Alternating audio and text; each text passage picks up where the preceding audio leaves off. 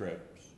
And it was a delightful time. And now you're going to hear a delightful message about the impact that Calvary has had in Guatemala.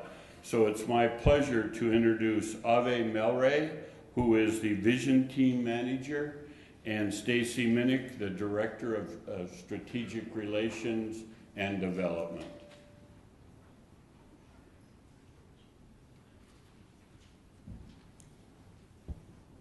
Good morning.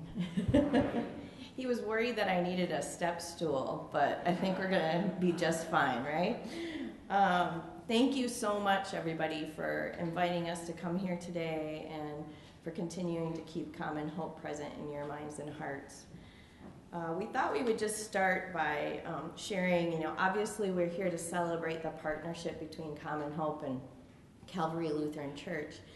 And partnership is key to what Common Hope does. Without partners and without partnership, our work is not possible. So I thought I would start by just sharing Common Hope's mission statement. I'm sure you're all reading it all the time, but you'll notice our mission is to promote hope and opportunity in Guatemala, partnering with children, families, communities, and all those who want to participate in a process of development to improve lives through education, healthcare, and housing. That's a pretty long mission statement, but it leads with partnerships and partnering with children, families, and communities. It doesn't matter if we're partnering with the families we serve.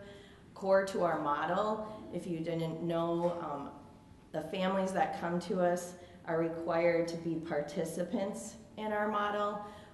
We consider ourselves people that are helping versus providing a handout. And so there's a partnership there. There's a partnership with our volunteers who come and make our mission possible. We want to make sure that volunteers are having a mutually beneficial experience when they help us do our work. We have partnerships with companies. We have partnerships with schools. And obviously we have partnerships with churches. And Calvary Lutheran is one of those partnerships that we can't celebrate enough. People wonder why we work in Guatemala. We get the question all the time, why Guatemala? There's so much need right here. Well, there is need everywhere. And a part of that answer is going to be provided by Avi, who can tell us firsthand why Guatemala. Thank you, Stacy. Good morning, everybody. I'm originally from Guatemala, so I love this part of talking about my country. Guatemala means the land of trees in Mayan Toltec. We are a very large country with about 15 million people, which half of the population lives in poverty, and about 15% of those people live in extreme poverty. When I say extreme poverty, I'm talking about living less than $2 per day, or about, depending on the groups, about less than $150 per month. As you can see, we are a very unequal country. We have about 40.1% of the population, it's Mayan groups. And within those Mayan groups, we speak about 24 different languages. Then we have about 41% which are mestizos, which is a combination of somebody with Mayan descent and somebody with Spanish or German descent. I consider myself a mestizo, which is a combination of both. And then about 18% are criollos, which are the fully either Spanish or German descent. So there's a very unequal population. Just to give everybody a little bit of background, we're roughly the size of Tennessee. So we're about 90 times, the United States is about 90 times bigger than Guatemala. On top of all that stuff, Guatemala suffered from one of the largest civil wars in Latin America, about 36-year-long civil war. And up to this day, we're still fighting and still, struggling with the aftermath of that war. Only 17% of the population in Guatemala gets to receive a high school diploma. I don't know if you all are aware, but in the United States, it's about 83% that get the high school diploma. So the difference is very big. In addition to that, families struggle buying the basic needs, access to healthcare, it's really difficult. We have about 9 doctors per 10,000 people. Housing, we still have houses that have dirt floors, that have cornstalk walls. This becomes a challenge when you have to deal and bacteria and that kind of stuff. It leads to healthcare, and if you don't have access to healthcare, then it's just a cycle, right? I love my country. I love its people, especially because we struggle with all that things, with all those factors. We barely have access to water.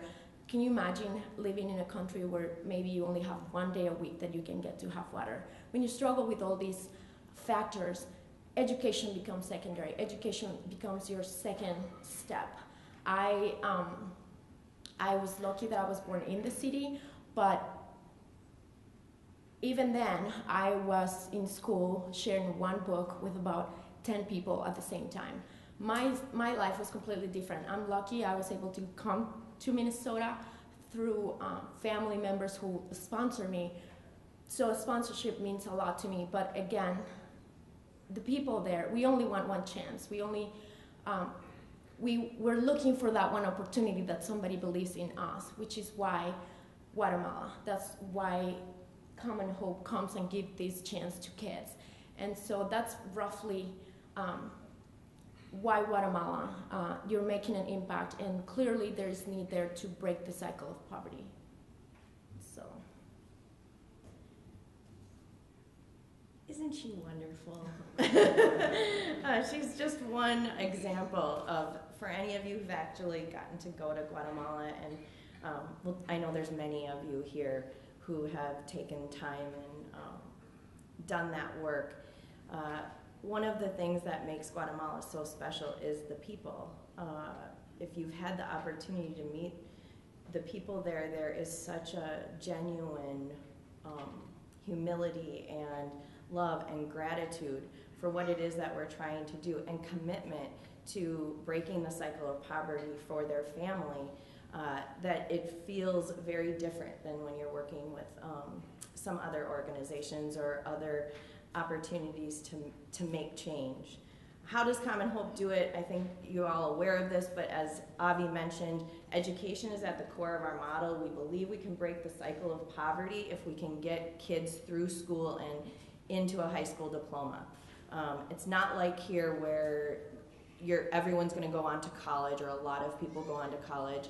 In Guatemala, if you can make it to 7th grade, you've made progress. If you can make it to high school, you're doing even better, and you're 56 to 60% more likely to do better than your parents if you've received a high school diploma, and to break the cycle of poverty for your whole family. The commitment to family there is extraordinary. So it's our belief that we need to make sure that children can get through school. Rather than saying, have your child, you have to make the choice, is my child going to go to work so that we can put food on the table, or is my child going to go to school? And so Common Hope works to remove those barriers that prevent kids from going and staying in school. We do that through a comprehensive model. So we help through healthcare, housing. If you can have appropriate housing, you're usually going to have a healthier family. If you can understand goals and help to change cultural norms, and understanding how education, how reading, how math, how critical thinking skills can actually make a difference for you, then you will be far better off, and we can break the cycle of poverty. Right now, Common Hope works with 3,100 students, individual students. That makes up for about 14,000 family members in the communities that we serve. We serve 27 communities. We provide them with the resources they need so that their kids can get the school supplies. There's fees in Guatemala for school.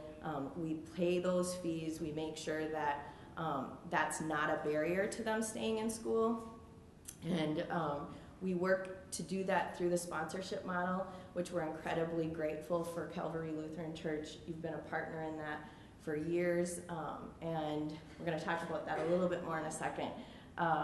But at the end of the day, because of your help, we're actually serving 14,000 people a year and touching their lives. This year we'll celebrate our 2000th graduate, which is very exciting. We had our first graduate from the program in 1996, and so in 20 years we've increased that to 2000. The school year in Guatemala goes January to November, so if you're ever able to come down in November for graduation, it is a really incredible experience. That said, there's lots of ways that you have been involved and that you can continue to be involved, and Avi will talk a little bit more about that. Thanks. So yeah, as Stacy was saying, there are many ways to stay involved. I want to start talking about, the sponsorship program. As I said, I was one kid, not through Common Hope, but through family who got that opportunity to come and study in the United States. I got my first book when I was 16, and somebody believed in me, and somebody thought that I could get an education and do things and in life, so they sponsored me to come. So we do also a sponsorship program, and it's an opportunity for you to impact one life, and that kiddo's life and his family. So this is an opportunity for you to connect with the kiddo. You can become a sponsor, but if that is not an opportunity, if that is not something that calls your attention or it's too big of a commitment, we also have what's called Common Hope Partners. Common Hope Partners are individuals who commit to help us with any amount on a monthly basis.